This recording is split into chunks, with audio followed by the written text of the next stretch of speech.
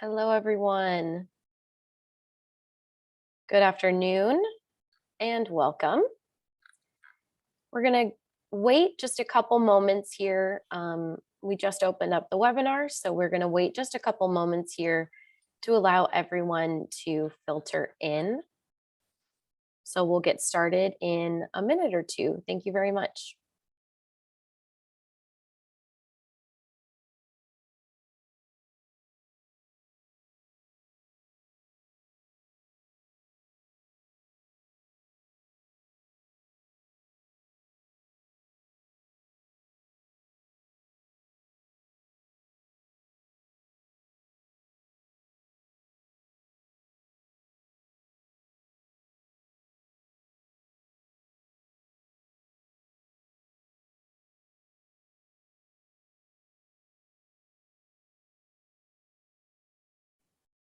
All right. Hello, good afternoon. Welcome. Thank you so much for joining us today. We're really excited to have you here to learn more about our latest 100K Innovation Fund competition, the 2022 US Andean competition. Thank you so much for joining. My name is Laura Cosette, and I am the Senior Program Officer of the 100,000 Strong in the Americas Innovation Fund here at Partners of the Americas, the nonprofit implementing organization of the 100K Innovation Fund. A couple of quick logistics and housekeeping notes. This webinar is being recorded, and the recording, as well as all of the materials, including the PowerPoint presentations, Q&A report, etc., will be made available on our website, and it will be emailed to you directly using the email that you used to register for this webinar within 3 to 5 business days approximately of the webinar. So don't worry, you will get a copy of everything. You are welcome to submit any questions that you have via the Q&A box in your Zoom window. And for those of you who are interested and those of you who gave us your permission to, we'll be sending you a list of attendees from today's webinar to connect with for potential partnerships. A couple other logistical notes. This is a Zoom webinar, so you will not be able to turn on your camera or speak. So we do ask that any questions that you have, you please submit them via the Q&A box, and then we can go ahead and respond to them that way. So today we're going to be going over basically the RFP. We'll be going over the request for proposals, as well as the logistics of applying, navigating our website and our application portal, and all of the requirements for that. And then I'll also be going over the competition eligibility and requirements for this specific 100K competition. And then next, we'll pass it on to Dr. Esteban Garcia Bravo, our guest of honor from Purdue University, who we're very excited to have here today. We always like to have a previous or current 100K grant recipient to speak at our webinars, since they are the ones who have actually written these proposals and implemented the projects. So he'll be able to share with us his tips and strategies for finding a partner, writing the proposal, and implementing a 100K project. And then at the end, we'll have about 15 minutes of a question and answer period where we will respond to any questions that we received throughout, as well as any questions we received during that period. And like I said, you can submit questions at any time. And as a reminder, we are recording this webinar, and you will receive the recording as well as the materials within 3 to 5 days. So a little overview of the 100K Innovation Fund. So what we do is we give grants to higher education institutions across the Americas, across the Western Hemisphere. To date, after 33 grant competitions, we have awarded 278 grants to teams of 34 HEIs in 25 countries. We're missing only a few countries in the Western Hemisphere, and 49 US states. We've had almost 10,000 students who have benefited from 100K programs, and we've received over 1,000 grant proposals. Hopefully we'll receive yours as well. Our innovation network is made up of over 2,000 higher education institutions across the hemisphere, and we have a really generous amount of investment from the public and private sectors in the Innovation Fund. So the first place to start, and I briefly mentioned this before, is by joining our innovation network. It is free to join the innovation network, and it is required before you apply for a competition. And it's a really great resource as you're applying for a 100K Innovation Fund grant. As I mentioned, there's over 2,000 higher education institutions in this network. And when you do so and you access the network, you can access the directory, chat with other higher education institutions, etc. By doing this, you'll also sign up for our newsletter and receive any of our updates about new competitions that we launch, any conferences we'll be speaking at, other resources, as well as webinar details, registration info. So we do highly recommend that you register and receive any sort of news about our competitions. And like I said, you can do so for free on our website using the Join the Innovation Network link there on our website. We'll now go over some of the logistics on how to apply. So our entire application process is virtual.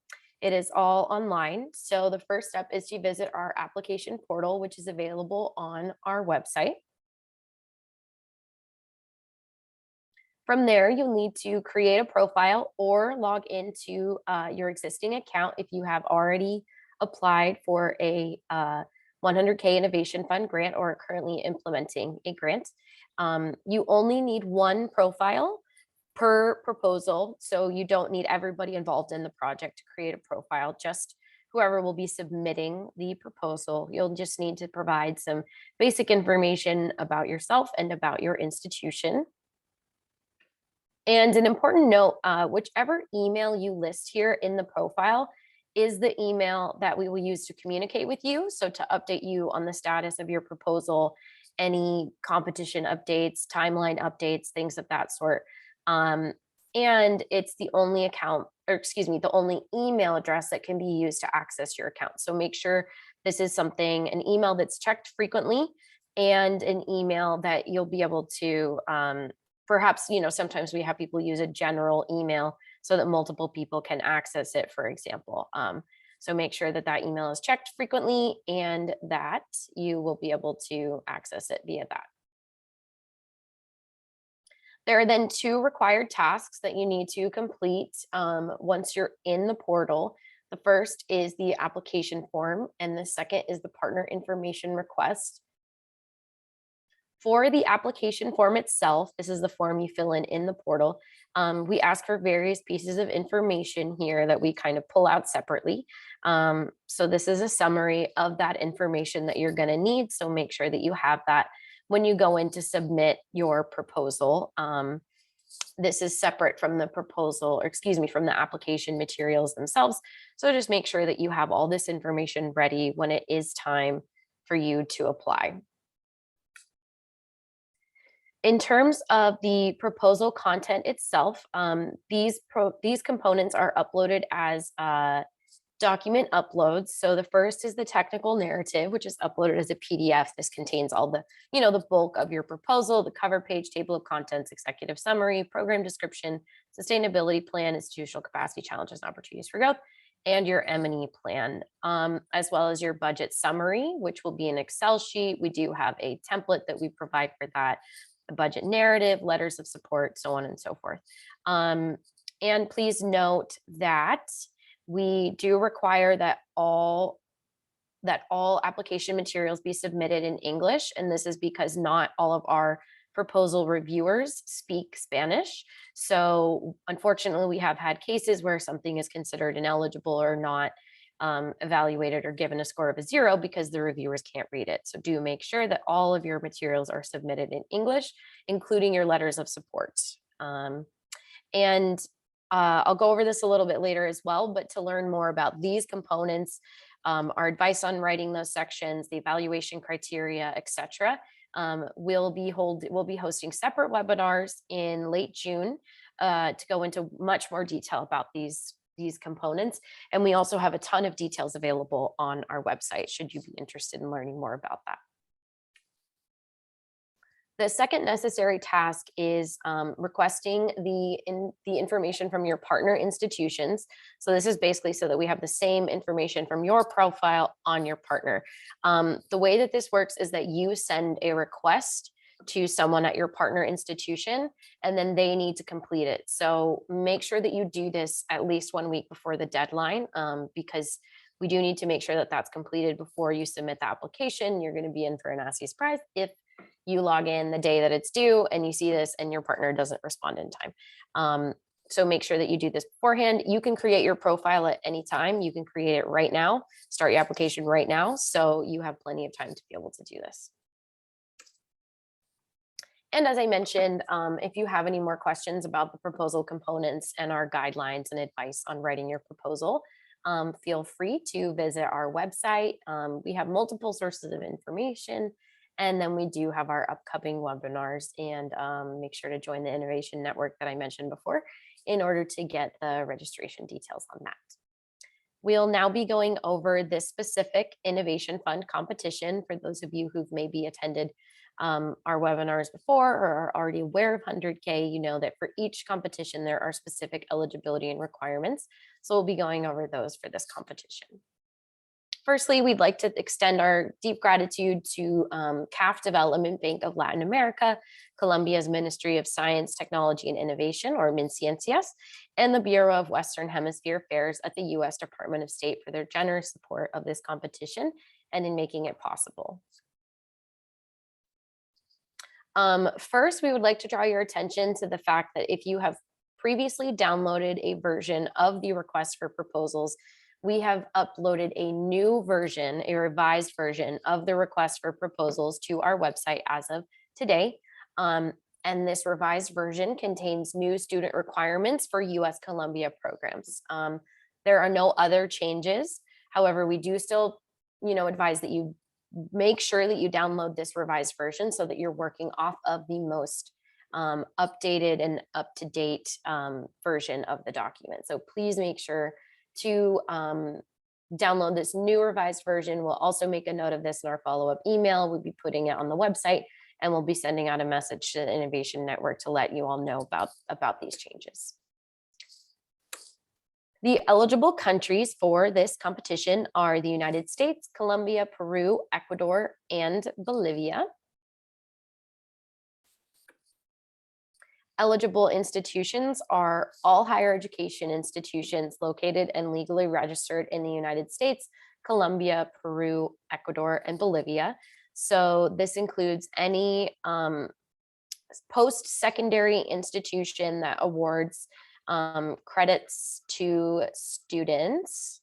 And if you have any more questions on what kind of HEIs qualify, you can visit our website or look at the request for proposals. If you're not quite sure if your institution qualifies, you can send us an email. We'll provide our email at the very end of the webinar in order to clarify. As a note, I can say that, things like study abroad organizations, study abroad companies, language institutes, things like that, do not qualify to apply on their own. They can be a third additional partner, but they do not qualify on their own. In terms of eligible partnerships, we want to draw special attention to this because it's a little different than most of our competitions.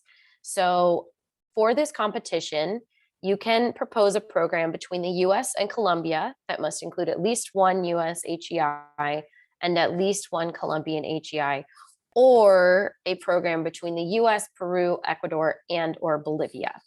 So we want to point this out because proposals cannot include HEIs in any form of combination between Colombia and the other countries. So your program must be between the United States and Colombia only, or between the United States, Peru, Ecuador, and or Bolivia. You cannot combine those countries. You can combine Peru, Ecuador, and or Bolivia. With the United States, however, any project that involves Colombia can only be between the United States and Colombia. So make sure that you keep this in mind, and we will not be able to accept any proposals that include HEIs in Colombia and another one of the eligible countries. For this grant competition, we have for US Colombia programs 9 awards of up to $35,034 US.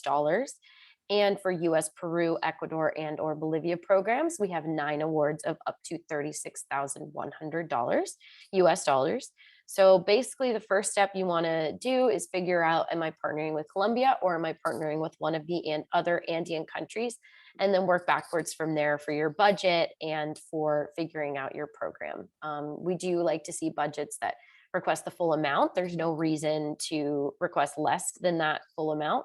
So make sure that you're working off the right proposed amount, depending on which countries you'll be partnering with. And of course, this is pending the review process. So some frequently asked questions on partnerships. There is no limit to the number of institutions that can be involved in your project. The standard is obviously 1 US HEI and 1 HEI in an eligible Latin America or Caribbean country.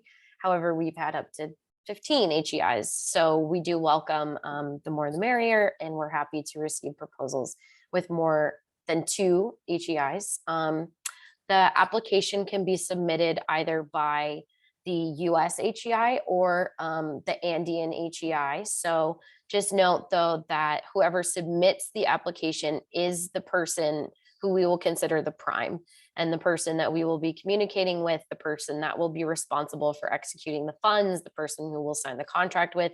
So that's one thing to keep in mind, but it can be either or. For this competition, you cannot include any other countries. So you cannot include, for example, an HEI in Mexico or anything like that. We can only accept proposals with HEIs in the US, Colombia, Peru, Ecuador, or Bolivia. A frequent question we get, how many proposals can we submit? The answer is that there is no limit. However, given limited funding in these competitions, it is unlikely that your institution will receive more than 1 grant. It's not unheard of. It's not impossible, but do keep in mind that there is limited funding. So we typically like to diversify the winners that we have. And if you're wondering how you can find a partner institution, stay tuned and we'll go over that a bit more later.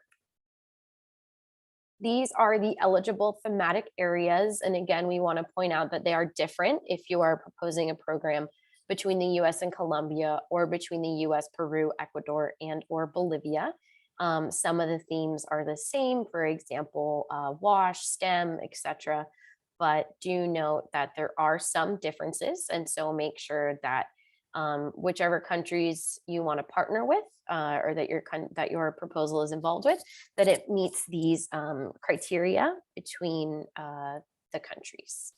And another quick note on this, these are meant to be kind of guidelines, but of course we are somewhat flexible. And if you're able to provide justification and sufficient explanation in your proposal for why your proposed thematic area does meet the requirements of the RFP, we are very flexible for that. And the RFP has a little more details on these themes, especially the US Colombia themes, which are part of the Misión de Sabios mission in Colombia. And so we do have an annex in the request for proposals that provides much more detail on those if you're thinking about applying for a US Colombia grant under one of those thematic areas.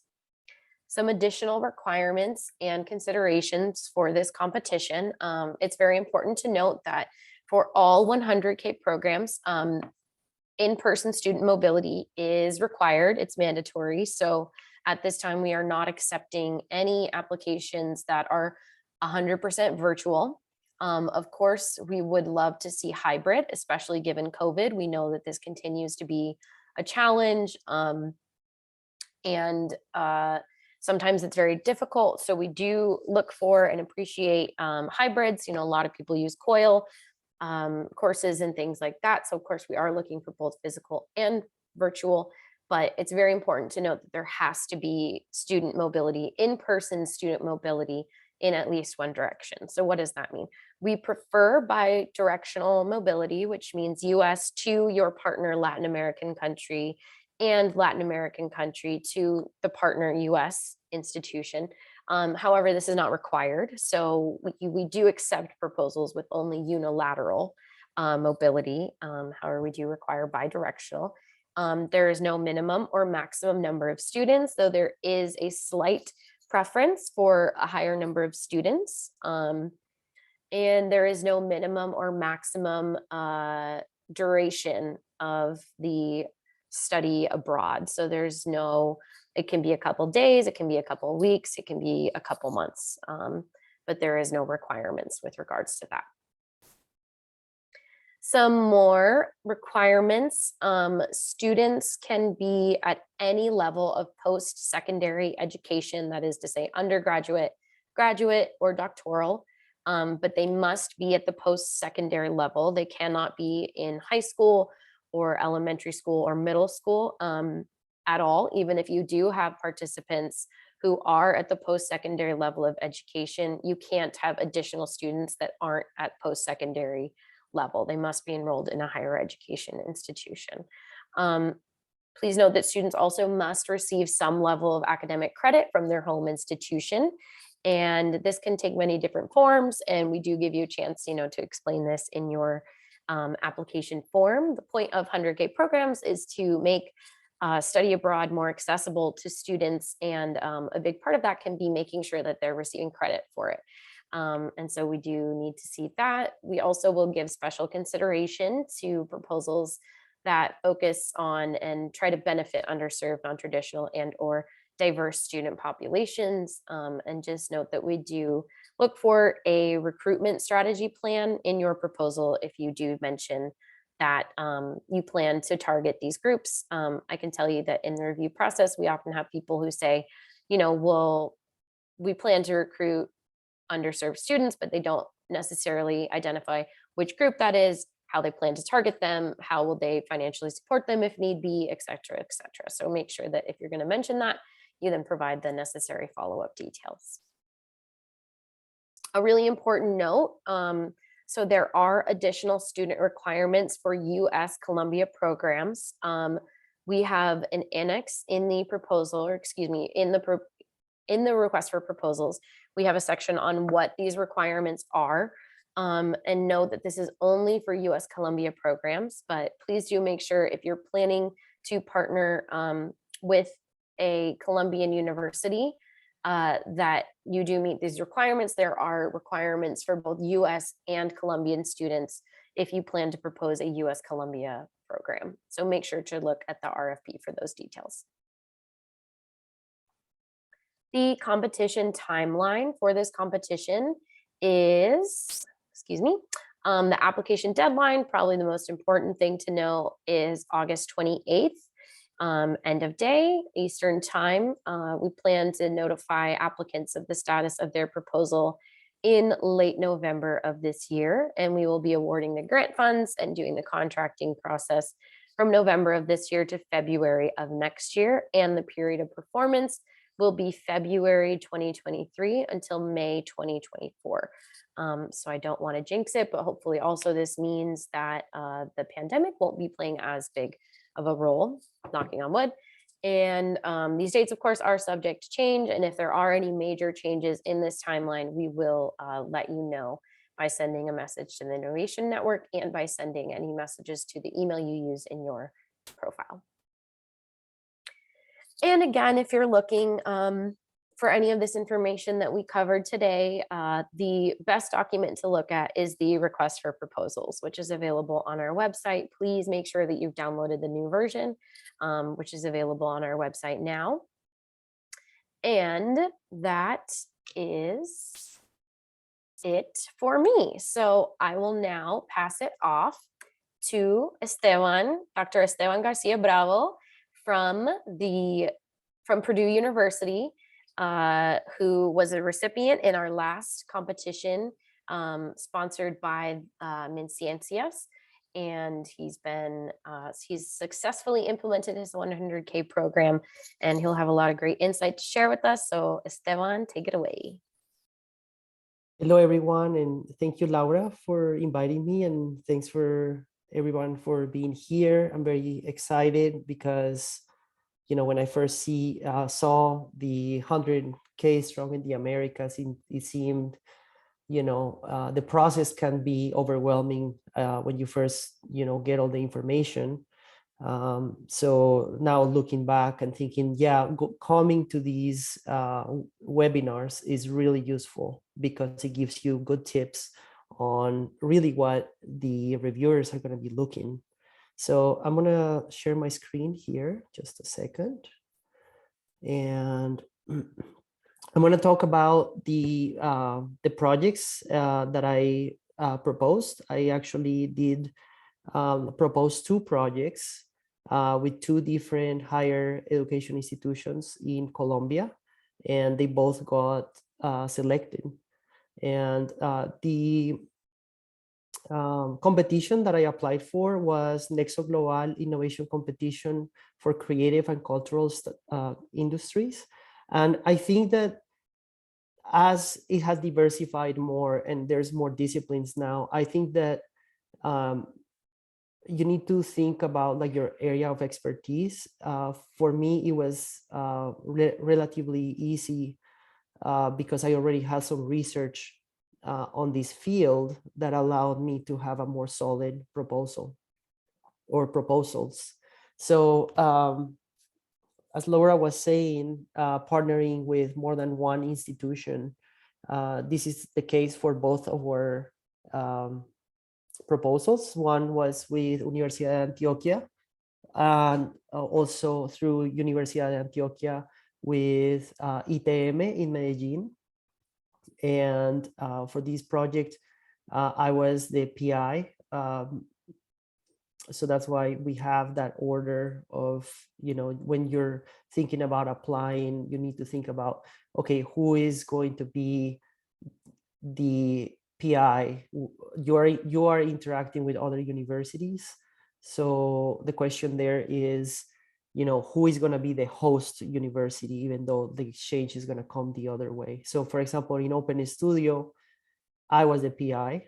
And in this other one, information visualization and digital fabrication, was Universidad de los Andes faculty was the PI, and I was a co-PI also with University of California, Santa Cruz. So I think that a big part of your success is finding the right partner. And I think that both of the people that I collaborated with were already people that I trusted from past research. In the case of Universidad de Antioquia, I had been leading a study abroad program since 2014 with Isabel Restrepo in Universidad de Antioquia. And with Andrés Burbano in Universidad de los Andes, we were previous research collaborators. I was actually his student back in the early 2000s. So what I would recommend is that you find people that you're already connected with, and through them you can actually get and meet other people, which was my case. Through Universidad de Antioquia's connection, I was able to connect with another institution, ITM. Jose Cadavid was the faculty. And through Andres, I was able to connect with Angus Forbes at UCSC. So I think that in my experience, having 3 institutions was a very positive thing because, I mean, they both got funded. I don't know if that's really a factor, but the fact that you're involving more than one institution, I think it could be positive. So, if you have already ongoing study abroad, if you have already been doing research papers, conferences, people that you know, I would highly encourage you to find those connections and reach out to them. So in particular, in the case of Open Studio, we had already been collaborating since 2014. So we had multiple research papers. So collaboration in a proposal like this was very familiar because we basically collaborating on the writing of the document. And I want to highlight that as you're making this partnership, decide who's going to be the PI, decide who's going to be the host institution, because as the PI, I think that you have to put most of the work in the creation of this proposal. So Open Studio was or is a exchange program where we were always bringing Purdue students to Medellin to collaborate with Universidad de Antioquia students in Medellin. And we have been doing this since 2014. So when the program of 100K came into play, it was the realization of our dream. We had like a lot of existing material to prove that we have done it.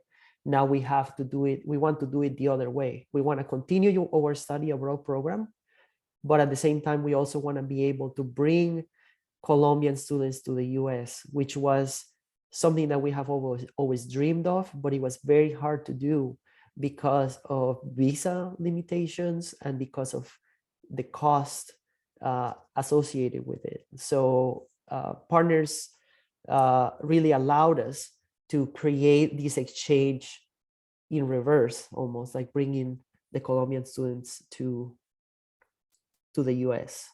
And we did. We had a lot of hiccups with COVID. So we ended up developing a virtual platform, a COIL platform. So our course actually was fully developed online. We got an additional grant to do this development. So the course started as a virtual course, and around, this is on the spring of 2020, we were able to actually bring the Colombian students after all the COVID checks. I mean, study abroad programs were canceled in our university. So we were finally able to bring our international students and have our in-person course where a group of 5 students came to Purdue, and we made them we made a collaborative course with American students. So we have a total of 15 students working together on making these art exhibitions at the university. And the other project with Universidad de los Andes was quite different, and it was different also in the scale. In this particular program, we brought 2 Colombian students to Purdue University.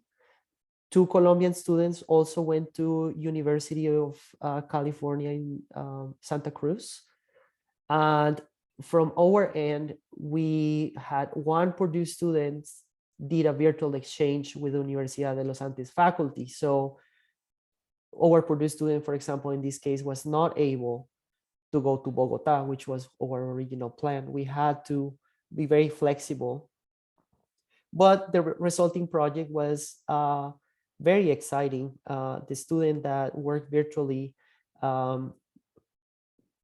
created or helped us create a photogrammetry reconstruction of Ciudad Antigua, which is one of the less studied architectures in Sierra Nevada de Santa Marta. So we were able to actually use the technology capacity that we have at Purdue University to reconstruct this. So the virtual mentorship worked really well. And with the 2 Colombian students that came, we did some video mapping projects and the construction of this kaleidoscope sculpture. So, and this model was much different because in this particular grant, instead of a course approach, we took a mentorship approach, which in my mind, I think it worked really well.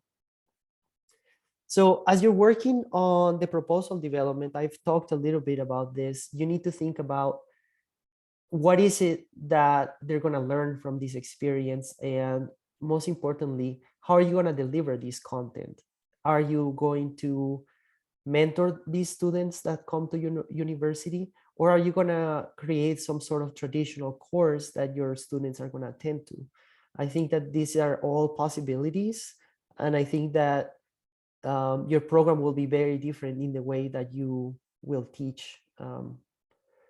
So as you're planning this, think about who other partners in your own institution, who other faculty can help you if you were to bring these students that could help you mentor them, because you could make a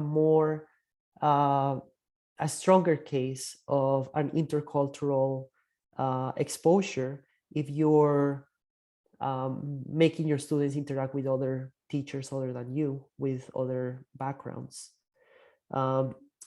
Other partners also include organisms in your university, such as Office of Globalization or intercultural learning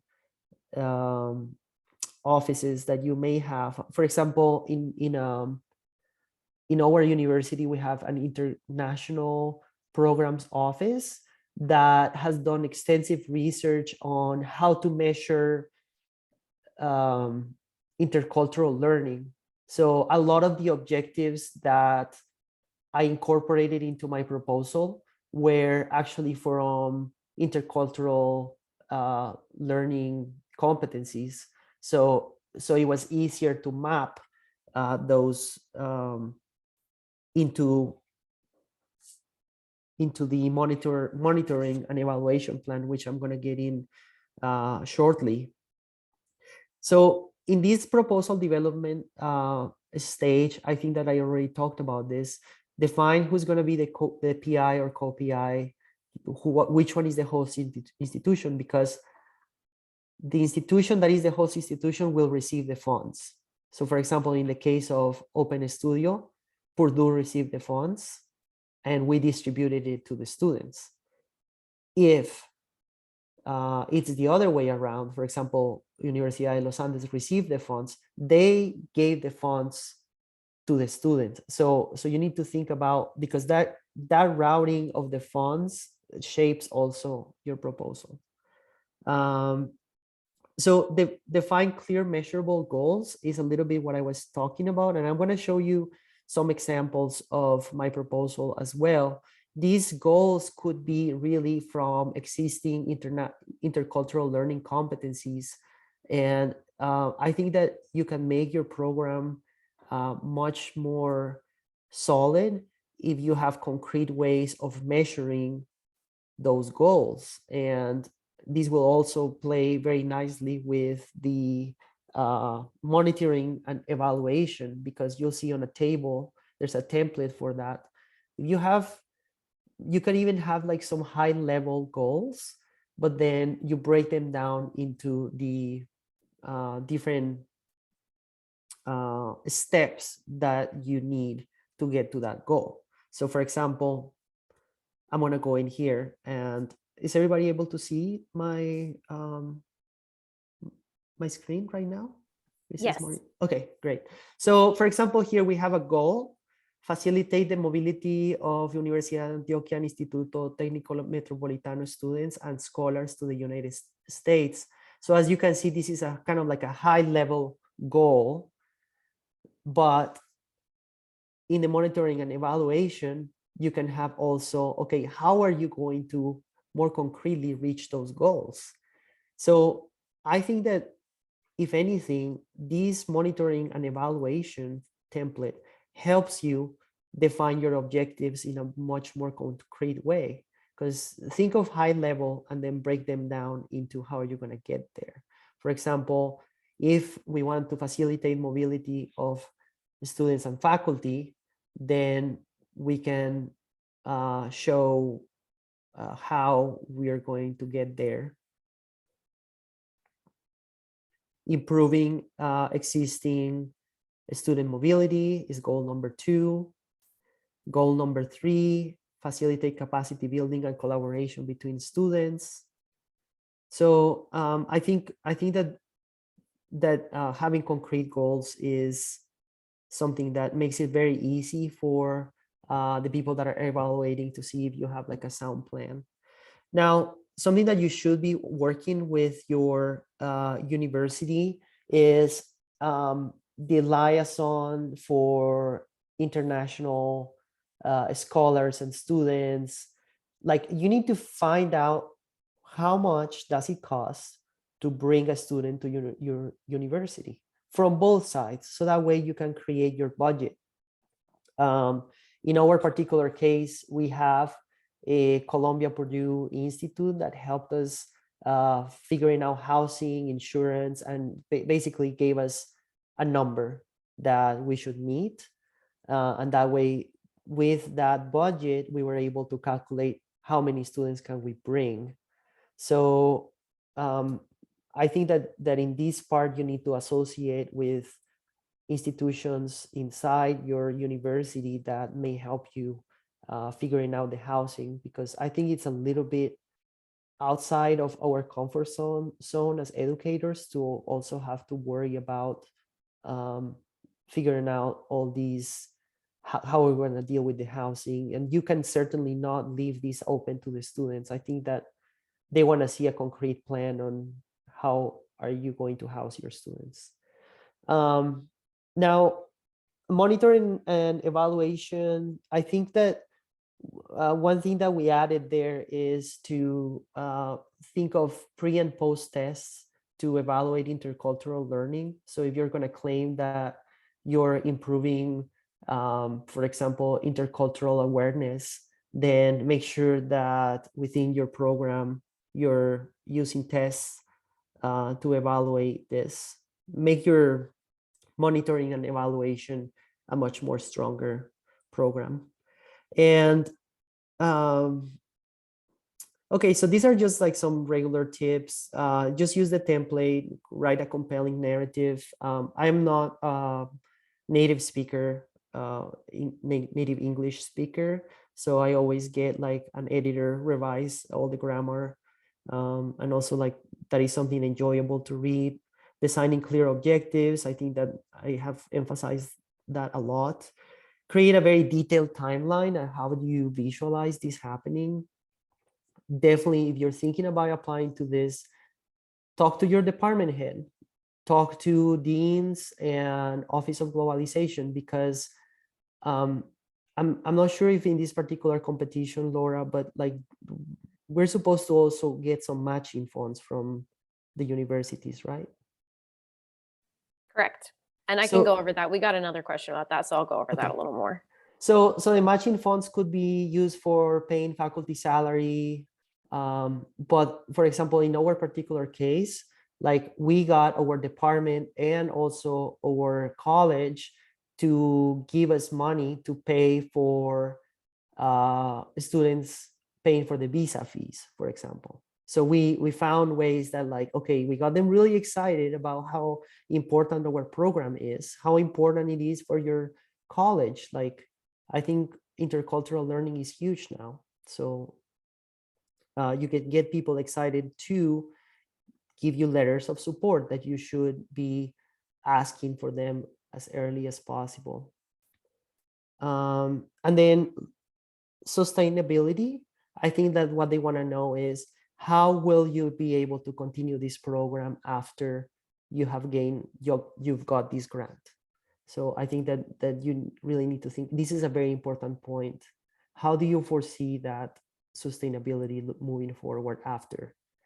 In our particular case, what worked well, I think students were so excited about the opportunity to come to the United States that, or even to go and do international research, that they did their best work. We really had to ask very little. They already very committed, which brings me to the point that be very careful in the selection process. We did a lot of scanning for the Colombian students to come here to make sure that they were going to be successful. We were able to make an impact on the university. They were very well connected with other students. We had events, local events that the community participated on. And lastly, we were able to publish the results from our research done. For example, the Ciudad Antigua became a paper in a journal, and our Open Studio program was presented at a COIL conference last year. So all that really ties into getting your scholarship as a byproduct of this opportunity. And lastly, my lessons learned is if you are thinking about creating a course for the students that when they come here, make sure that you get them on the actual books on schedule, because we had a lot of students that wanted to be part. Many of the Purdue students wanted to be part of the course, but the course wasn't scheduled at a given time, but it was a virtual course. So it was hard for us to find a time to meet. So I would definitely try to work with scheduling deputy early. For us, it was hard because COVID kept canceling our travel plans, so we couldn't. I think mentorship was the most flexible model, and students responded really well. Like I highly advise that you think about mentorship, bring them almost like a undergraduate scholars model, and it's very success. It was very successful. I think that there's other things like, how do you want to give the budget? Like, is the university going to distribute those funds, or is it that you're just going to give the students the money and they figure out their food and housing? I would probably go with the one where like you actually give them more guidance. Be prepared for everything, because once the students are in your location, it's going to be intense. So you got to be very flexible and patient if they get sick and things like that. If you've done a study abroad, like you know what I'm talking about. So think hard on like, okay, you might bring 10 students, but how many can you really take care of? So that should be another variable of the numbers. Also, housing, we did the housing option with roommates, and we kind of like put them all in the same apartment, and I have mixed feelings about that. There was like a little bit of drama, but I mean, that's just more something that we don't have to worry about in this stage. And then I just, really happy that it was really a learning experience for myself and everybody that was involved. I really I can't even put into words all the things that I learned. I think I grew as a scholar, and as a person, just opening up and being like a father for all these Colombian students. So with that, that's my last slide. So I think I can just stop here sharing and leave it open for questions. Great. Thank you, Esteban. So useful. I also want to give Esteban kudos for implementing his program through COVID, which is no small feat, as you all know, being implementers in the higher education, in the international higher education sphere. All right, so let's go ahead and I've already been answering some of your questions in the Q&A, and I would ask so the reason that I'm asking that you submit questions via the Q&A box is because they can get lost in the chat. And we also, for the Q&A report, it's helpful to have a record. So if I haven't answered your question yet, then it is best if you put it in the chat box, and then I'll be able to answer it there. Very quickly, I wanted to go over, if you are looking for a partner institution, these are some tools that we can offer you. I'll just leave this slide up for your reference. Okay, so yes, quickly, I'd like to address the RFP changes. So this actually is currently evolving. I got some new information during this webinar. So first of all, we apologize for that confusion. And we will be sending a revised version of the RFP that will include new requirements for US Columbia programs. We'll be sending this in the next couple of days. We'll send you an email to the email you use to register, letting you know when it's available, as well as posting it on our website and alerting the Innovation Network as well. In terms of expected changes, it will be with the student requirements for the student participant requirements, as well as the possibility of a bit more limited academic themes possibly. So we will let you know about that as soon as we have that 100% confirmed. So yes, the version of the RFP that's online at the moment is the outdated version. Note too that if you're not thinking about partnering with Columbia or you are not a Columbian institution, then the current RFP is still valid. Nothing is changing for US, Peru, Ecuador, Bolivia programs. So thank you for your patience on that. And sorry about that. To answer someone's question, the reason we say or Bolivia is that you can partner with multiple countries. So you can do, for example, the US, Peru, and Bolivia, or you could just do the US and Bolivia. So that's why we say and or. With regards to cost share, which we've gotten a couple questions about cost share or matching funds, they are required. What we typically recommend is a ratio of at least 1-to-1. So for example, $35,000 of grant funds, $35,000 of cost share, though typically we have more of a 1-to-1.5 rate.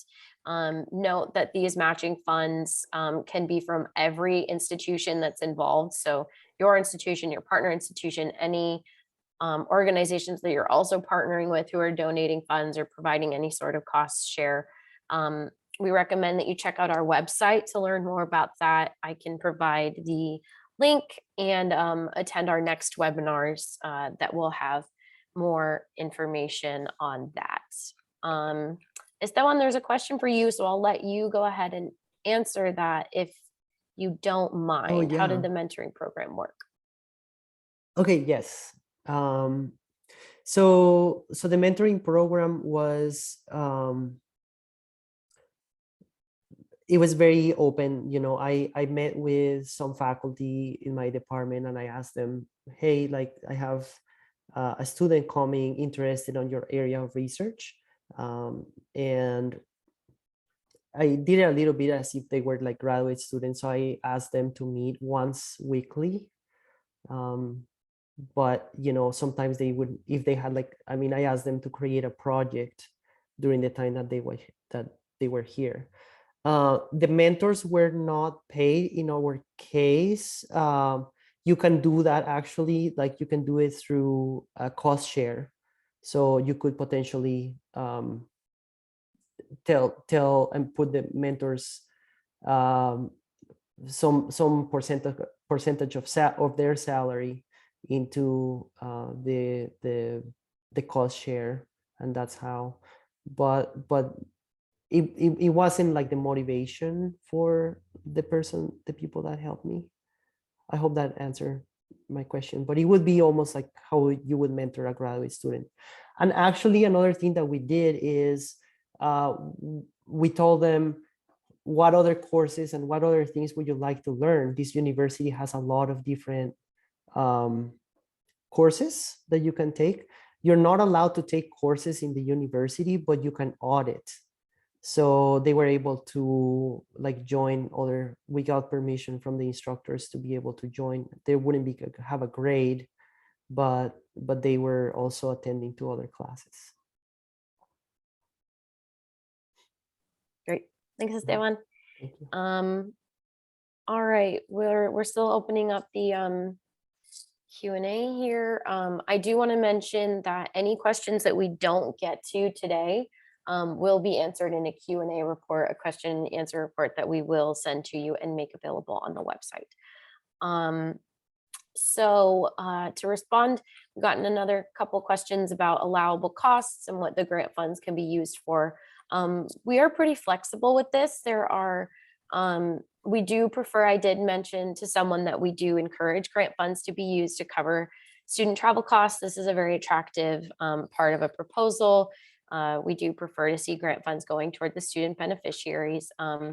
But I will say in general, we are very flexible. And these are really programs that we want to see you can get creative with. And it's really about providing any sort of justification in your proposal. And as I mentioned, we do have more information on our website, both on the proposal format and design guidelines page, as well as the FAQ page. And I do recommend that you attend our upcoming webinars to learn more about that as well. As I mentioned, you can have an additional partner. So you can partner with an NGO or a governmental agency. That's actually a really great sign. Again, it shows commitment from other organizations, which bodes well, particularly for sustainability. So we do welcome that, as long as the person said, you have an HEI in each eligible country. A couple questions we got regarding sustainability plans. So really quickly on that, the idea of 100K Innovation Fund grants is that they serve as seed funding. These are obviously not massive grants, they're not $1 million. So the idea is that these serve as seed funding to then launch these programs into being able to survive past the 1 year of grant funding. So talking about what is the impact it's going to have on your campus, how will you be able to secure additional funds, promote the program, etc. We have more information on our website, and we'll go over more of that in the next webinars. Matching funds can be from the host institution and the partner institution or institutions. So it does not have to be solely from the host university in response to the person that asked that. And again, if I haven't gotten to your question, I will be sure to do so in the question and answer report. It's either that I might need to consult with my team or something like that, but we will be sure to get to it. I will say, if you have any last questions, especially for Esteban, I would say to ask him now or forever hold your peace, because the rest of us are pretty available all the time via email, or we have a lot of our information on the website. So if you have any other questions for Esteban, and otherwise, as I've mentioned multiple times, we're going to have upcoming webinars, and the next webinars focus more on the proposal itself and how to build a strong proposal, goes over all the different proposal requirements, the evaluation criteria, and we will feature another 100K grantee, 100K beneficiary who can tell you their experience and advice on writing a 100K proposal. And again, if you're still looking for a partner institution, these are some great ways to identify a partner institution. You can contact us. We'll be sending out, as I mentioned, a list of those of you from today's webinar who expressed that you were interested in finding a partner. We'll be sending out a list of you all joining the Innovation Network, and then you can follow that link to find an Education USA Advising Center near you. And one last moment to submit any questions that you might have. And Esteban, I'll let you say any final words if you would like. No, I don't have anything else. I just want to wish everybody good luck with this process. Awesome. Thank you. Thank you, Esteban, so much. Thank you, everyone. And if you have any additional questions, please feel free to reach out to us at 100kstrongamericas@partners.net. We are very, very excited to see so much interest in this competition. Be on the lookout for the updated RFP with the updated requirements for US Columbia programs. And we thank you all so much for being here today. We are quedamos atentos if you have any questions, and we can't wait to receive your proposals. Thank you all so, so much. And again, we'll be sending out the recording and the materials from today within a couple of days. Thank you, everyone. Muchísimas gracias a todos y a todas.